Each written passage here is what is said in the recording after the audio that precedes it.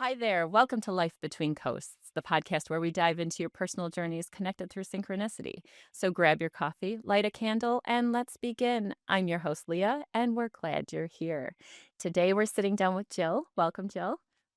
How are you today? I'm doing great. Good. Thanks, Don't be Leah. nervous. Yeah. I'm going to turn the plate over to you here in a second. So, Jill, we've come to find you actually through just a matching service, really. But you live very close to us, and you do some exciting things, and you have a good, interesting story Thank you. that I would like to learn from you about. So, could you tell me about you? Yeah. Please do. Thank you. So I have been helping experts, consultants, coaches, entrepreneurs author books since 2001, if you can believe it. I know. Wow, It's a that's long 25 time. years. Yes. Excellent. I know.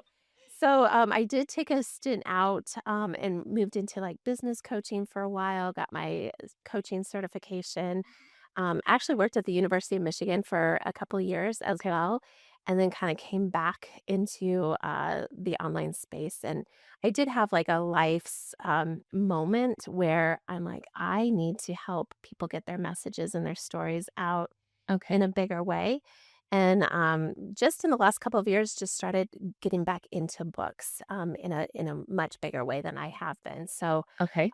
it's been a lot of fun. I love the clients that I get to work with. Their stories are amazing, and I think just books are fun. And There's nothing better than holding a book and turning the pages. It's just that I've signed up for the audiobooks, I've signed up for the virtual books, but there's nothing greater than holding that book in your hand. yeah, and it's a sense of accomplishment too. Mhm. When you're coaching someone, sometimes there's no like, yes, there's breakthroughs that happen in coaching, Right. but there's no final end usually. Right. You know, Cherry on top yeah, or just or it something that you keeps can see. going and new life situations come up Yeah. or new business situations. But there's something with a book. We just finished up with a client today, actually. Her book launch was last week. Okay. She hit an Amazon bestselling status. Nice. And so we were kind of just wrapping up, just interviewing her as well Mhm. to see like how her experience went. And like, that's it, right? Like, Yes. she has the book in hand. Yes, Yeah. we gave her a marketing plan. She can move forward. And of course, she can always reach out to us if she needs some additional help. But there is kind of like, we did something together. We Right. created something really beautiful together. I like that. Yeah. I like that because it's manual labor. You see the finished product. You dig a hole, you plant something, you see it grow. When you're writing or if you're doing, especially when you're building a business, you don't always see the progress. You see more of the setback or the I'm not going to do this or why is this not going Right. faster or Right. fast enough or am I doing something wrong? Right. And so when you write the book and you publish the book, you have the fruits of your labor in your hand. Yeah. And it's like the physical object of your accomplishment. So That's I can right. see that. That's really nice. Yeah. And a lot of our stories are, the person's journey, but then also how it relates to them being able to help other people on the backside of the book. So the book is like a marketing tool usually to help them get clients or get them more speaking engagements, Right? that sort of thing. But so much of the book is the story. Yeah. And oftentimes it's a healing journey too. Like they Mhm. hit a chapter that's really difficult that they're having to revisit, and they're like, I don't know if I can get through this. And so, we're there every step of the way to kind of help them through that part. But once they get to the other side and they've shared their story and it's out there, they just kind of come alive. Like they're like, I've done it, here it is. And I think there's a release too, especially if it's a hard part of their journey. It's very therapeutic. And so there's a release when you write the words because you kind of just get it off of your chest and you put it out there to the universe or whomever and you just say, There it's it there. is. Yeah. It's good, and then now you can live your life. That's right. You're not carrying that weight on your back anymore. That's right. So now how did you get into this? What got you there? Yeah, so we were living in Palo Alto, California. I had wanted to start a business, and I started a business. It was called Run Around, Okay. and I made little round business cards. And we lived in a very affluent area next to Stanford University, Okay. and started running errands for people. Okay. Um, and one of the gentlemen that I got his groceries for, he uh he was starting a publishing company, Uh-huh. and he's like, "You can still help me with this if you'd like." I said, "Well, we're moving to LA in a couple of weeks. I'm not sure how that will work." He's like, Right. "No, you can still help me." And I was like, "Great." Okay. So that's kind of where I got my start. Okay. And that even back then it was using the book as a tool. Right. Right, there's so many different ways that you can market yourself and market your business, Mhm. um, and a book is just one of those ways, but it Mhm. gives you some extra credibility Mhm. and authority. It's that expert status. Yeah, there's just something Yeah. about it, like business cards, people can throw those away. Right. Even like if you spend a ton of money on like a four-color handout, Mhm. those get tossed in the trash too. Not many people throw away No. books very easily. So No, because seminars and such, I mean, you're given free books and things. I still have those from 25 years ago right? from seminars and things that when I worked in the corporate world. Yeah, It's just you just don't wanna throw away a book. it's You never very different. know. Yeah, Yeah. it's a weird And feeling. so it's sitting on their shelves, and then, Mhm, like, their prospective client, mhm, might be looking at it on a mhm, daily. Oftentimes, the book isn't read, unfortunately, mhm. but if they do get into it, like, let's say they can't hire them to work with them one-on-one or Right, in a group setting, usually the process, their foundation, their process is in the book, so the book can actually help you right. still do what you wanna do, you know? So prior to doing the errand running, that was a first dabble into self-employment? Yes. I know somebody that did the same thing around here. Yeah. And she started I was in the corporate world. I was managing apartment communities, and she needed a flexible schedule. She was a nurse, she was working midnights, and she said, "I need to do something different, Yeah. because I want to be part of my kid's life, Yeah. and that's what her choice, and she started that and is absolutely thriving, uh, and it was very clever, similar, like, you had a very I like I that, loved it. I loved it. I think hers was like think and do or something, if you think it, I can do it, Mhm, it was something mhm. like that, Yeah. and it's amazing just what you can do because people need help, and they don't know always who to turn to, but was that your first That was dabble my first, into the yeah. self-employment Yeah. train?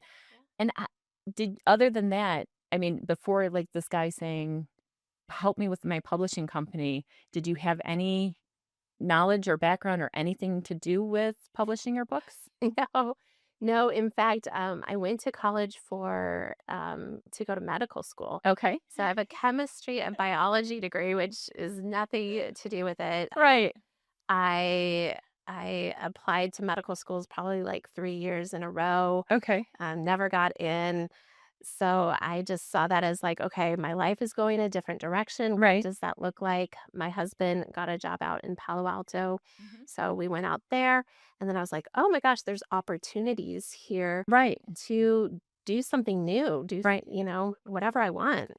Right. So that's when I was like, okay, I'm going to start a business and run errands. And there were a lot of older people Right. in the apartment complex where we lived. And so, Mhm. yeah, just got to know them, So, help them and out. now how difficult was it to enter into, like, that realm? Like, so obviously he started the company, but you had to learn a lot to learn from him to then open your own. Yeah, So, I mean, yeah. what was that like I for mean, you? I give a lot of credit to him because he Mhm. really introduced me to the online world. I didn't Right. even know there was an online world that you could market and coach Right. and help people. Well, and you're saying that this was the early 2000s, Mhm. so yeah, it was the Wild West, really, if you think Yeah. about it, because I mean, our computers didn't have nearly any memory. I mean, I think about, like a megabyte was like the memory or something like that. It was, Right. it was something so simple because we didn't have the capacity, but the search engines, I mean, finding things, that's where it was just wide open It for was you. crazy. Yeah, Yeah. it was really crazy. And I didn't work with him too long, several years. Right. Um, but he really got me into that there was even more possibilities Right. and opportunities out there. I think, let me think. Then, then I think I did go into, we had moved to Ann Arbor, Mhm. worked at the university for a while, and I was like, I just like being on my own and Yeah. doing my own thing. So I stepped back out, and that's where I went into business coaching and did some work with a business coach, a bigger business coach, Right. and got my certification. Right. I coached my clients for a while, and that was fun. I built that business. Um, and I have a business partner right now, and we have like a marketing and sales mastermind that we still run Okay. for business owners. And what we found over the last couple of years is like when you talk about all the different ways that you can market your business, like webinars and workshops and retreats and events and Mhm. blogs and podcasts and books and Yes. um, our clients, our business owners would just get a little overwhelmed, and Yeah. their eyes would be like, "Oh my gosh, where do I start? Yep. What do I do first?" It is overwhelming as It a does. business owner, and so I was like, you know what? Let's start with like the basic. Like, if we can get the knowledge and information and expertise into a book, Mhm. then you can take your book, and each one of the chapters could be a workshop, or each one of the chapters could be a webinar, Right. and then you can scale from there. Mhm. And that seemed to make more sense. And Mhm. so our business owners were like, yeah, I can do a book. I can then turn that into, and there's something about a book and the visibility that it can give you. Um, like now they're doing book signings and Mhm. interviews, and like it Right. just opens more It does, doors because there. you have to promote the book as Yep. well, and so it's not just putting your expertise into it, but then now, well, you're promoting the book, but then you're promoting yourself, Right. and when you promote yourself, then you're, amping up that expertise, and now you're in demand, That's right. And people are and then seeking after you. You have to take that action Mhm. to move forward and take steps. Mhm.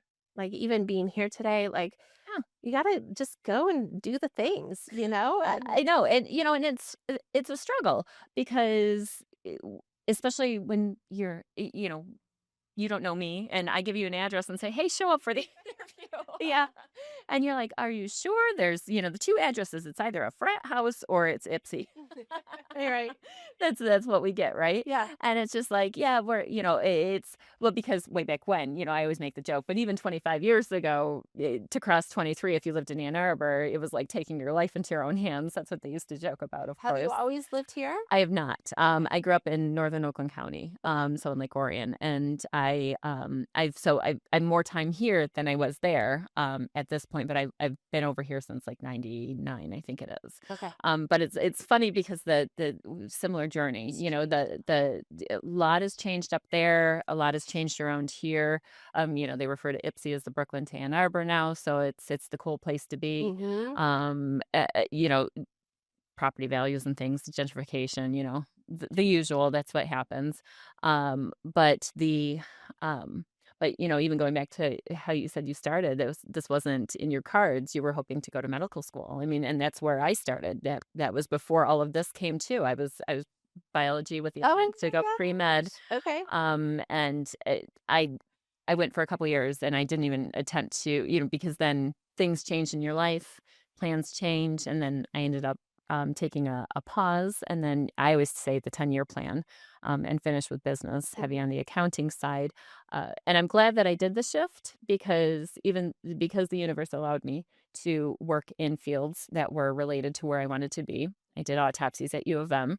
I worked in hospice, inpatient hospice, so I was familiar with that. So there was a lot of death and dying and understanding there, but that was the focus. I wanted to go into forensics. That was Mm. it. I went in medical examiner, and it wasn't because of X Files and things like that, but that was a lot of where my focus was because it was figuring out diseases. It was fit in it. I liked the gruesome side of it, but I liked the idea of just figuring out the problem, the answer to the Mm. problem.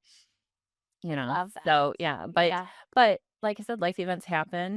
That's right around the same. I paused a couple years later. My mom passed away from cancer. Or not a couple, but within 5 years, she passed away from cancer, Mm, and so I just didn't. I definitely didn't want to do medicine after that. I was like, no more. I didn't want to deal with it. And I'm glad that I've chosen the business route myself because the I think the message and the information, that you learn that you have the much bigger, broader ability to share that information and to help people. yeah, It's like anything I learn, I try to give people yeah. and share. So it's amazing how those journeys Yes. change us. It's like you stop applying to medical school, Yeah, because obviously that's not what the universe had intended for you. that's right. That's Now, how did your so you said when did you move from California back to Ann Arbor then? Or now were you born in Michigan? no, No. no. Okay, so Okay, tell me so I about was that. born in Nebraska, grew up Okay. in Omaha, Okay. went to college in Texas, Okay. and then met my husband when I moved back to Nebraska. He had started a church actually Okay. in Nebraska, so I started going to this new hip church that cared about the homeless Okay. and people less fortunate and stuff like that. Right. So it was really a giving back Right. kind of church. Then we moved out to San Francisco, Okay. Palo Alto area, then down to Los Angeles Mhm. for a few years. And then we took a stint out and we moved to Ludington, Michigan. Okay. And that's where we had our first daughter, Okay. in Ludington. And then we moved to Nashville, Mhm. um, and then back up here Okay. to Ann Arbor. So So, just kind of yeah, all over the place. yeah, Now, for his is it more for his position that you would move more? yeah. Yep. Yep. It was for his work. And Mhm. thankfully, at that time, I could work anywhere. Right. And so it worked out really great, and I could Nice. keep building my businesses and stuff like that, so Absolutely. Now, of all the places that you've lived, where has your favorite been? I feel like my heart is in Los Angeles. Mhm. I was surprised by that, actually. Right. Um, I loved Northern California. There's something really beautiful about that, Mhm. but, uh, LA, I feel at home there. Mhm. It's kinda weird, and, it's, like, gritty and, Right. you know Well, yeah, yeah. every it's interesting because, like, every city has a description, it's like, I've not been to California, so that's, one of the few states that I still have to go to, but, let's talk about, like, Louisiana, New Orleans, I always say it's a very, like I call it, like, a dirty city, Mhm. but it's so humid, I mean, you're just sweating, and Yeah, and so yeah, yeah. that's why, but the food, the ambiance, the music, the People. people, I Yeah. mean, the vibe, everything, you just wanna be there, it makes you happy, Mhm. no matter what. And it's just but like I said, when you describe it to people and you're like, "Oh, you kind of feel you're underwater really, or under, it's just that's how it is." But then I know people that absolutely do not want to go there because they don't like that. They Yeah. don't that's the part that they don't like, so that they'll avoid going back there. Right, and the traffic wasn't great, Right. right, but I worked from home, Right. So so you didn't have lived to in a worry. yeah, I didn't Yeah. have to worry about that, and we have grown to really love Michigan, and Yeah. we go up north Mhm. in the summers, and we spend a lot of time up there. All 3 of our girls have been born here, Okay. so well, not here, but Michigan is kinda their home, and Right. yeah, so Hmm. it's been a great place for us. Good. Good. Mhm. Good. Good. Now, what you'd mentioned that there was, some shifts in you, as to why you wanted to really focus on the books and helping people get their voices out there. Is there, what was the shift? What Yeah, happened? yeah, about 4 years ago, I started having back pain, Okay. and, I'd gone through a stint of, breast cancer, about almost 10 years ago now, Okay. and I was kind of ending that journey. You're on medication for 5 years, and I was Mhm. coming up on that 5-year, you're all Mhm. clear, and, I started having back pain, and then they said it was, stage 4 cancer in my spine.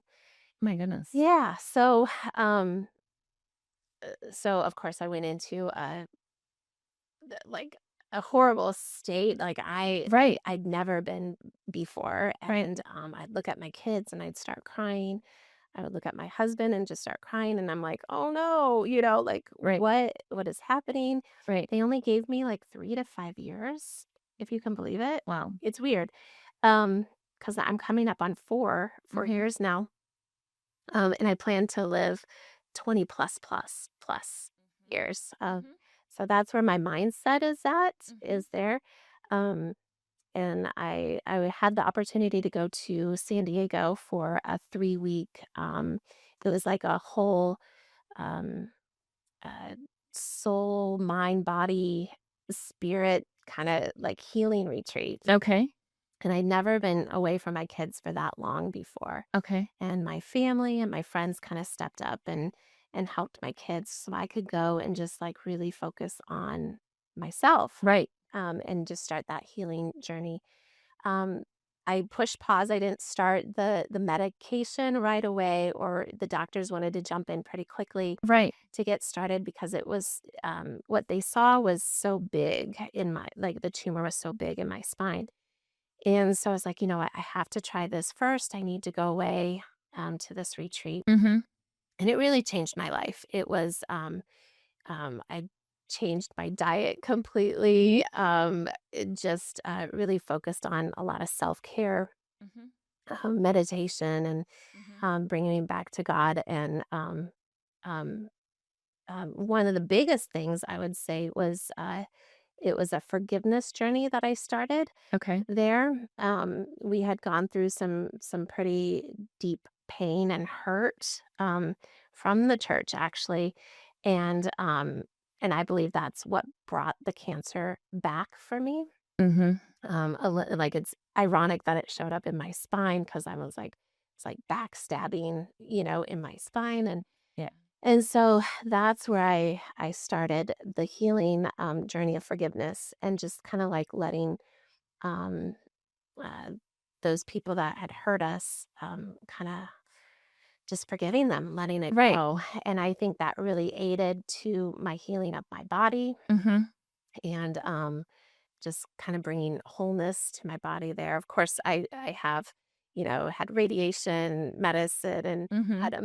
have amazing doctors Right. that I still work with. But yeah, so So it's still there, or is it in remission? I mean, where are you at right now then? yeah, so they say it never goes away. Right. So I'm kind of at this stage then for what they say is the rest of my life.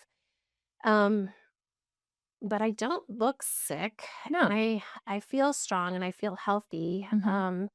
I just had scans actually this week, and everything's stable. There's no new lesions or anything, so that's Good. what they look for. Right. So I get scanned like every four months or so, Right. and if something were to change, then my treatment plan changes at that point. Right. So Right. yeah, No, it's not ever being in the shoes of somebody that's ever heard those words. It I could understand where everything just unravels at once. It's like, "What do you?" You're like, and then you're looking around, you're like, "Oh, I'm not gonna be here for this," or "I'm not gonna be," because that's your instinct. You go to that negative spot, but you're like, "No, I'm gonna be here for 20 years, 40 years. I'm gonna go to 100. We're gonna prove you all wrong." yeah, And that's the attitude that you have to have, because it's mind, body, spirit. It's everything. It's the food that you put in your body. It's how you nourish yourself. It's your energy. It's everything. Mhm. And so that's the biggest thing to do, is that having that outlook. That's amazing Yeah, because I mean, we're all delivered bad news at some point, and and it's how you process it and how you handle it. But I can understand the first reaction like that. yeah. Uh, And the first bout of cancer was a little bit different. right, It just felt like something I had to go through. right, I had asked God to help me get into hospitals to help transform the patient experience because that's what I was doing in my business world. right. And then I was like, wait a minute. You He's know, just aligned at how I wanted to get into the you want hospital. you want to learn about the patient experience. Well, we'll make you a patient. Exactly, exactly. Which was amazing because I could see the gaps between, Yeah, like, what wasn't healing or serving me, right. and I was like, "Yeah, I'm gonna transform this," and I still have this dream of, like, having a patient experience certification in hospitals, and this is like big, big. That would be amazing. Yeah, like, and employ hundreds of thousands of, like, consultants and people that come in and assess the hospitals, Yes. you know. Well, there's patient care, bedside manner, there's, they take an oath to take care of everyone, but then the hospital step in and say, "Well, we wanna make money too." Yeah, And money overrides right. care at the end of the day, But and there is a way to complement. if people have a great experience there, Yes. then they wanna like, they wanna give back Yes. their money. Just even at Michigan, one of the patients did not like the blood draw area of the cancer center, and she gave millions of dollars to help transform that space, right? My guess is she had an amazing experience to Mhm. be able to want to give back, so it is Right. actually you can make money Yes. on that side. I You always can. like No, yeah. there are ways, and you're right. If somebody were to go into a cold, sterile room to receive chemotherapy or other treatment, or if they were to go into a room that felt like a home or living room or something, still the sterile they have to have because of the hospital, but as they're sitting there in their surroundings, if it's more in comfort, then their healing process is actually going to be better because it's environmental too. I It's believe it's that. everything. Yeah. So it is true. It And so great for her to be able to do that and give back to people. I mean, it's not we all just don't have millions sitting around that we could do that with, I know. unfortunately. Yeah, yeah, It would be great, but no. yeah. So that one was way easier, Yeah. and I was like, "Okay, well, Yeah. I'm just going through this journey, Right. and that's okay." I was actually like it felt like a gift in some way. Right. I think I'm still trying to figure out the gifts with this one, Right. but I think, we all come to realization that, we're all gonna die someday. Yes. Um And then back to your original question, so I was like, I have to do whatever I can to help as many people as I can Yeah. get their message out Right. and get their story out, mainly to bring more love and healing into the world Mhm. and helping people. Mhm. And that's why I do what I do. Mhm. But each one of these books, I brought a couple, Mhm. today. It just so that they can impact more people Mhm. and inspire more people and a way to share their story Right. too. So And w w as you're going through your journey and trying to find the whys, we always wanna answer the whys, and unfortunately, those don't always unfold for us in the moment. It's not usually till later, then we look back and say, "Ah, I get it," and sometimes, those are the lessons that stick with those are definitely the lessons, not sometimes, those are definitely the lessons that stick with us the longest. But as you're helping others get their message out, what have you found inside yourself, as you're helping them achieve their dreams? Is it there's a sense of accomplishment for you, but it's like you're like, "This is where I know my purpose is. I have the gift to be able to help them to get their voice out there." yes. What else does it do for you? Yes. Well, that's a big part, and even being a coach, a Right, business coach, and like I used to be way back in the day, like a virtual assistant, and I would help people, but it right, was like one to one. And as a coach, I could help and impact business owners more like a one to many. right, And then books is even bigger, right, right? Like if I can help an author get their message out, their book can go everywhere and then they're helping many more people right, and their stories are getting out there and who knows where their books are going to go, right. right? And maybe they might not be helping people one on one or in a group or on stage speaking, but their books are going to, you know. And so Yeah. just the like just the honor of being part of their journey Mhm. and helping them, like, elevate their story. Yes. Um, That's the exciting yeah, part. Don't you find that? it's so That's fun. the part that I love Yeah. the most is because, it's the lifting of the voices, it's showing it's the showing that we're all so much more alike than we are different. It's showing that we all have a similar mindset. It's showing that, we're humans and we all have the same drive and we have the same the same wants and needs and things. Not, necessarily wants. There's probably a bunch of people that just wanna be billionaires and, but you have to have certain steps to get there, Right. unfortunately. Usually it's something to do with computers in California. Right. Sell a program to, one of the big gamers or whatever. But what have you found, like, when you were doing, like, the business coaching, Mhm. what was the biggest struggle that you found when you were doing that?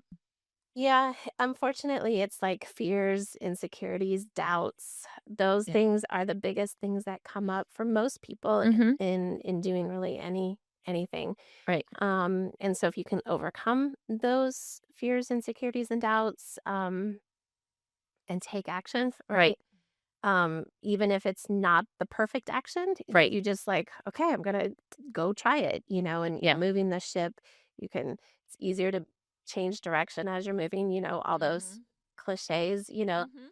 But yeah, when we can get past those fears and stepping out, and when you're really aligned with your mission and purpose and Mhm. why you're doing what you're doing, um, everything's aligned and it's easy and it's fun and it's Right. abundant. And well, exactly. And how many do you find it eh, it's interesting when talking to new business owners especially because, they think, you see, like, that greatest thing, I'm gonna use the pet rock. Okay, let's use the pet rock because that's easy from the 1970s, sell 1,000,000 pet rocks at whatever, a dollar a piece. So, but there's not typical overnight sensations like that, and so businesses take 3 to 5 years to get to a point of even tipping over, so it takes work, it takes time.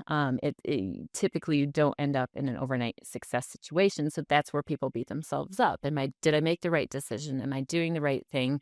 How do I do it? I mean, I've been in business with the tax office now for 18 tax seasons, and I'm privileged to the point that I don't have to do much advertising. So I have ink pens, I have a website, I have my Google listing, and then the rest is word of mouth. Nice. And like last year, we increased by 10%. I didn't even try, Yeah, but it just happened, yeah. but it's just because we like to have fun in the office. We don't think taxes are as stressful as people make them out to be, Mhm. but it's just like, that's the energy that we put out there. So that's what, we have that positive energy that comes back in. I mean, people might come in a stress situation or feel stressed and then they sit down and we just have a chit chat and like, oh, it's just taxes. No big deal. Yeah, the IRS can put you in prison for the rest of your life, but hey, it's just taxes. Well, even when we were talking before here, Yeah. um, like, you really create an amazing experience for the clients that come in Mhm. here, and you make it ease, Thank you. and I don't know if it's fun, but, you definitely put them at ease, and, you create this experience where it doesn't have to be No. this horrible thing. No, no, and Ben Franklin was right in his, the only true 2 things in life are, death and taxes, but it is what it is, and so we just try to make the best of the situation, but I do have a lot of, like I said, new businesses that come in, and they're in that same stress state, and I try to give them advice and say, "No, do this," or "Focus on this," and just kind of point them in that same direction, Mhm. but they don't, and some of them would be, have some I would say probably have some benefit of using a business coach. But it's a frightening experience. And so I can see where a lot of your clients might start out with that. Yeah.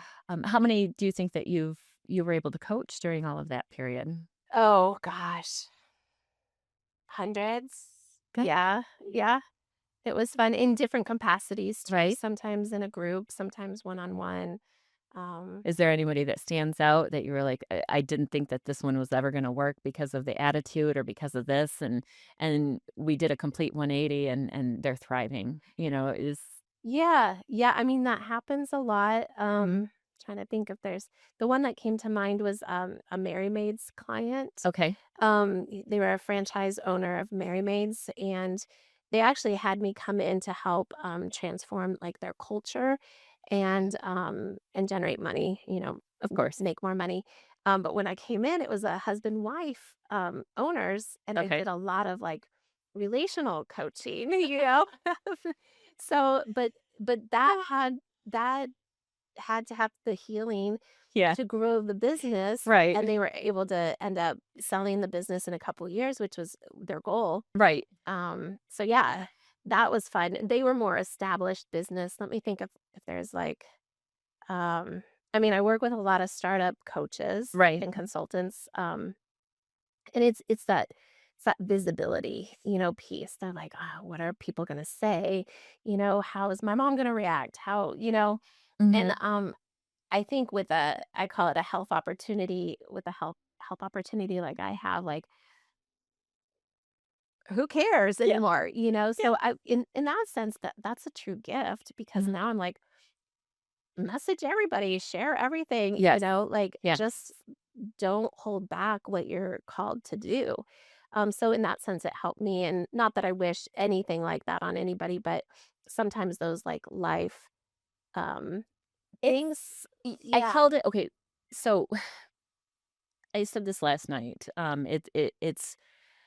It it's not a reset button, but it's kind of like a check button, like a check engine light off, kind of, and yep, it checks you and says, "Are you doing the things that are most meaningful to you right now?" yeah, And it's just that's kind of where it happens, yeah, and it's usually it's a life event, it's an illness, it's something that just jars you, and you have to focus in on that one box and say, "Is everything that I'm doing good for me? Is it healthy for me?" And you get to be selfish in mhm, that moment. mhm, And then you get the opportunity then to also pick and choose, who you work with, mhm, because you get to pick your clients just as like they're yeah, hiring you, you're interviewing them. yeah, Are we going to work together? yeah, Is this going to be something that's beneficial for both of us? right, Or is one side going to be not so healthy? mhm, And if you can't work in that type of situation, the same thing when it goes to business partners. You said you're working with a business partner. yep, So if this is a new experience for you, it's hard not to be the sole decision maker sometimes. So giving up and relinquishing control for that. yeah, I've worked with my mister for the last 18 years. So I understand the relationship advice side on the work side because his favorite saying is that there's always a third person in our relationship. It's you, me, and our work, that's right. and it is because Mhm. it's a 7-day a week. And so just recently I quit. So I did. And I'll explain in the final episode. Wow, Yeah, okay. and I'll explain in the final episode, but I decided that it wasn't healthy for us to work together Mhm, anymore. mhm, And I needed to make that decision and say, I cherish our relationship more than I cherish working together. So we need to figure out a balance there because I don't want to be your quote on your employee, exactly. because sometimes that's where it shifts. Yeah, And you don't intend for it to happen that way, yeah, but like I built this just the same. We're business partners. You mhm, don't get to be my boss. that's right, yeah. And then he kind of like grins and says, "Well, you don't get to be mine." And I'm like, "Yeah, well, no." I think that changes, especially when you walk into my front door. I'm the boss at home too. Oh, So that's awesome. Well, congrats on putting, Mhm, yeah. mhm. You get to I'm create ex- whatever you want. yeah, Nice. I'm excited. I'm so Yeah. excited. Well, that's I this I want to focus on this. So you talk about Nice. getting your name out there, doing those promotions. We suck at social media. I suck at social media. But that's the hardest thing because I've built businesses, I've done, successful things, but it's now I have to promote myself. And I'm not used to being the person in front to promote me. Yeah. And so when you talk about even taking that 3 weeks after that diagnosis, and it was hard because other people stepped in and helped you with your family, but you had to focus on you to be healthy enough to be able to do what you had to do for your family, and what your next move was going to be, So it's like, you're always making these shifts and doing these things. So, yeah, it's Yeah. good. Oh, Now what's so excited. yeah, I know this will open so much. I'm so excited for this because this is about the voice. This is Yeah. and interviewing you and interviewing my next guest or my previous guest, it doesn't, it's those voices, how you're putting it into written word to get their words onto paper, to get that in the hands of people is the same, except for I'm just doing it in the video voice Mhm. style of it. Yeah. Because again, it's just, I want your story out there to show people, hey, we've been there. We've done this. You can get through a breast cancer diagnosis and still come out and say, okay, I've survived. Yeah. And you can still go through this and say, yes, I have a tumor there, but it's not gonna run my life. I'm gonna live until I'm 100, Yes. and that's where I'm gonna be, Yeah. and that's the key right there. So what's next? So what's we briefly talked about a seminar coming up, I think? Yes, so we So have tell our me about. first, it's an author summit. Okay, It's a 3-day, it's totally free to attend and okay, register. A lot of them is some of our authors that are gonna be speaking, okay, and then we brought in some other experts, and then my business partner and I will both be speaking as well. excellent. So she really focuses on the marketing side. I do a lot of the sales Mhm. side, so together we make a great team. Brilliant. So yeah, Where's that going to be? it's virtual. Oh, it's all virtual? It's all Excellent. virtual. So you can go to thesummitforauthors.com, Mhm. and that's where you can register again for free and attend all 3 days. The speakers will kind of pop in and out. We're going to do it all live. Fabulous. So that's a little Nerve-wracking, but yeah. what if the internet goes out, but or a tornado Yeah. comes through in Oh, our yeah, I know. Just last week. I Yeah. know. Crazy. That was like the overnight between the 14th and the 15th. I'm like, the last day of taxes, and we're up Shoot, that's right. we're up for 3 hours in the middle of the night. Yeah. Thank goodness it was 6 miles away, so Oh it my didn't come goodness. all the way to us, Yeah. but we were good there. Yeah. But, now that is fabulous. So, the 3 days, what days are they? May 29th, 30th, and 31st. Excellent. Yep. And so we're gonna learn, about the authors. So tell us Let's about these. see. Um, let's see. These three people are speaking at the event. Okay. Um, let's see. Who do I talk about first? So Shelby, she was a really fun book to do. Right. She knew that this was going to be a marketing tool for her. Right. And she actually was able to generate $48,000 from her book within 14 days Oh my of it being published. And I was like, wow. it was this book. This one generated 48,000 Amazing. to her business. So I was like, "Shelby, how many books did you sell?" And she's like, "Probably only about 5." But because the book positioned her as the expert, as the authority, Mhm. um it the clients just started hiring her. Yes. And so, That's yeah, I don't know where she's at now, like money-wise, so we'll find out, but she's gonna actually teach, the blueprint of how she was able to generate that so quickly. oh, So beautiful. that's Shelby. Dr. Sonia, this one's a fun book. It's called The Forgotten Mouths, and she calls herself the geriatric tooth fairy, Okay. and, she has a mobile dentistry, hygienist business that goes around to nursing homes, but then also she has, like, a mobile unit. Mhm. But she really cares about the older population, the forgotten, Right. and, like, when you take care of your teeth, then your whole body, disease and all that, Right. so it's a wholeness of health, but, her this book actually this was just a couple weeks ago, hit #1 best-selling status on Amazon in Nice. all 3 categories. Oh, fabulous. So that was fun to do, and she's gonna be a speaker. One thing cool about her book is she brought in a couple sponsors, Oh, for her book. So she was able to generate, I think, $15,000 just through the sponsors, mhm. before we even started writing the book. Okay. So that's how That's she I know. that's She amazing. generated a bunch of money, and I was like, "Well, that was really smart." So she's gonna be teaching on, how to get sponsors for your book, Right. and make money that way. That Absolutely. was smart. That's extremely smart. And then Phil, he wrote this book, Fulfillment Begins with Who Shaped You and Ends with Who's Better Because of You, and it's called Influenced. Oh, I love that. Yeah, and he's actually working on his second book with us right now. And this is really cool because it's like we are influenced by others, right? Yes. And we influence other people and not always knowing that we're influencing other people. Mhm.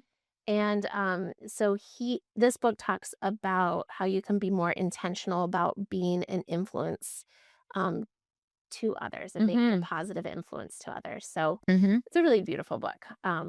Yeah, so I like I that one like too. that. This one actually was the one that was launched y- last week, and we talked to her today. Okay.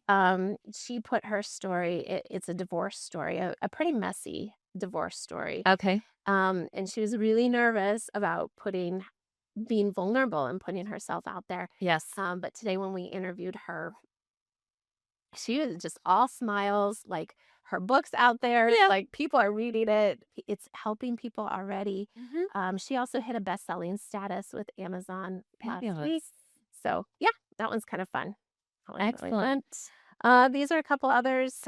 This one was done in we have several different options. We work with people one-on-one, like a boutique kind of professional Right. publishing style. This one was actually done in our book in a day um program, Okay. which is crazy. She did a great job. It took a little bit longer than a day, but I teach the whole process in a day. Right. She did her book in a day. And then this one, I just love this one because it has so many images in it. Right. Um he he built this business using broken skateboard pieces Mhm. and turning them into really beautiful art installations all around the world. So you can see his work in like California Pizza Kitchen, Okay. Notre Dame, some restaurants in Australia, Right. so his work is everywhere. And at one point, one of the shareholders of his business told him that his story didn't matter anymore, that they didn't really need him anymore to keep the business going, and his story didn't matter. And so this book is kind of like my story does matter Yes. still. And I'm going to put my story in a book. And he is transitioning into coaching others to build what they want to create in their life. Mhm. Um, yeah, it's a beautiful, That beautiful that story. that goes, it's like you just wanna say, "Don't ever tell me no." Exactly. Don't Yeah. tell me no. Uh, Don't say, because that's the limiting beliefs that people put on you, or they tell you things, and they then and it depends on where you are with yourself is whether you believe it, So It's kind that's of the another sad one part. of those things like illness, like that Mhm. sparks. If you tell me no, I'm going to show you. Yeah. Oh, I'll prove you wrong. Yeah, Yeah. but I've that's had some, great. when I was 19, I was learning about finance and things like that, and hadn't really had at that point I was just had some biology classes, really didn't have any like finance classes. And I remember asking the assistant manager. I had just started working in the apartment communities at this point. So just left business. I lived there. I walked in the front door and said, "Oh, you have a part-time job?" And they're like, "Oh, that's filled," but then they had a full-time job. So I got with that. And the assistant manager, um, he was actually going to law school. And so I knew his job was going to be opening up. And so everyone was vying for it at one point, and I succeeded to getting it. But one question that had come up with him, I had said something like, "What's net income?" And I was just learning. I was a 19-year-old kid, Mhm. didn't really learn a whole lot. And his response to me was, "Don't worry about it. You'll never have one." And I'm like, if I ran across him in anywhere now, I'd be like, what's your net worth? I'd like to Exactly. show you my net worth because I Yes. actually have one." Yay. So, That's awesome. so I just want to say those things, and be that way. And it's just being a little like snarky or No, whatever, that but it's just like at 19, don't tell me I'm not going to be successful in any way. Don't put that block on me. And so he's the one voice, and he didn't mean it, but but it was your it was the one thing motivation. that's in here. You'll never have a net worth. Like, no, that's BS. Mhm. I'm going to drive myself to get there. Mhm. And I have, Yeah, it's kind of so like Shelby. She's a single mom. She was trying to get into like this networking group that they interviewed people right, for. And she was telling her story and her business. She obviously has a marketing business, or social media and stuff like right. that. And it wasn't, and they were kind of like dismissing her as like a Yeah. female, as a single Mhm. mom, as Mhm. you know, and it wasn't until she says, "I'm authoring a book," and they went, "Oh, okay." And then they took her a lot more serious, Right.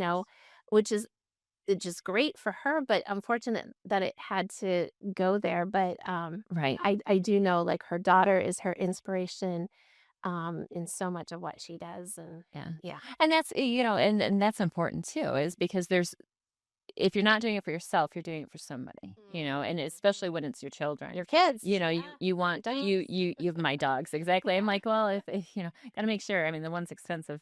He likes to eat steak. Oh my gosh. he's a weirdo, but, the but he, but you always want to improve their life or do better for them, to lift them, to start them off right, Mhm. and so that's I can see where she would definitely want to be there. I think that's why my mom started, like, with the vocabulary and doing things and building me, and, she would do those things to say, you can be better." There's always a learning. Just keep learning and you'll get better, What is your word for this week? Do This you have one? not this the last couple months, not really even couple months, but it's come up more in conversation, but my word is abundance. Mm. And that's the word, that's, it's what I ask for every day. Mm. So I wear specific jewelry, and one of the things that I wear is this, and I bought it in Sedona, on my 40th birthday, and, so it's just a clear quartz, crystal, but you put your intentions on it. So my intentions are abundance. So abundance in everything, abundance in life and happiness and joy. And, even if I'm going to have a dark spot again, I'm still going to have, but that's what I hope for. I don't need my coffers to overflow. I don't need all of that. I need to make sure that everything is taken care of so I can focus on my purpose. And that's lifting the voices of whoever's sitting in front of me. So that's where I want to be. It's like I don't want to have to worry about paying bills. I just want to sit here and talk to you. Yeah, That's all I want. I And if I could just do that and not have to worry about anything else, I'd be the happiest person in the world. It's just that simple. So, that's awesome. Well, you're doing it. well, thank you. Yeah. Thank you, thank you. But, on that note, let's talk a little bit about music. So, as you know, we do the Anthem Project, and so we always ask, "What is your personal anthem?" Miss Jill, what is yours? Yes. Well, I picked something that is a little bit more relevant Okay. right now, only because we're going to see him in concert next month. Okay. It's my youngest daughter's first concert, so the whole family's going. Mhm. My older daughter's back from college, and so we're all going together. Right. But it's "Don't Beat Yourself Up" Mhm. by Charlie Puth. Ah, It's a good one. I It's a like jam. yes. So I can see us on the boat this summer, kind of Mhm. jamming out to that song. Mhm. Mhm. I Oh, like that. yeah. I do. I like him too. He's got some good music. Also, Yeah, very, very, yeah. and that's what I like. I like the lyrics. I like the wholesomeness. Mhm. Don't get us wrong, there are some curse words every now and again, but that's, usually nobody's around when those things happen. Yeah, yeah. So we'll leave it at that one. Yeah. We have the summit coming up at the end of May, which is Yes. amazing. So we'll make sure that we link to all of that on our website. Perfect. I'm going to say thank you again, Jill, for joining us today. And thank you again for joining us on this week's episode of Life Between Coasts. Please remember to like, share, and subscribe to grow our community of listeners. And we hope you have a great week. And until then, bye bye.